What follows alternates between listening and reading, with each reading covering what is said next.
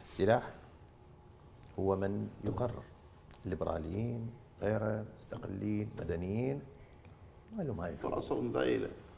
نشوف بس يعني تفضل. قليل من الوقت أعاتب بالأخ الزميل شلح وأعاتب مواقفهم. ما كان التيار الصدري في يوم من الأيام يتحدث عن قتلى تشرين وشهداء تشرين، لكن ما في يوم ذكروا من يجون يذكرون يقول اعطينا 800 من جبتهم من الهند؟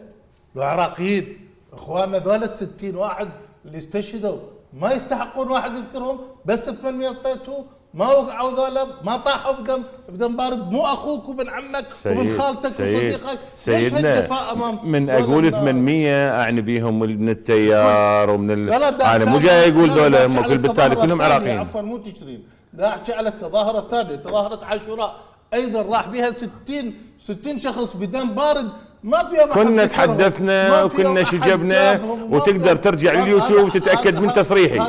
لا على راسي على راسي سيد، لكن تاكد من تصريحي، لان على الاقل وحده الموقف. سيد مناف، في وقتها الشهيد يحتاج واحد مثلا. لا ما يخالف، لا بس لا اسمع لي، ذولا عندهم عوائل وعندهم ناس شهيد راح هو وربه بعد ما أنا، بس هم عندهم عوائل.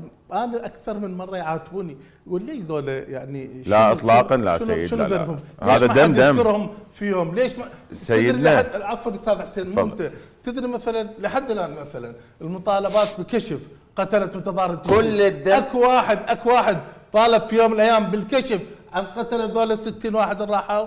ليش راحوا؟ ليش ماتوا؟ شنو اللي سووا؟ هسه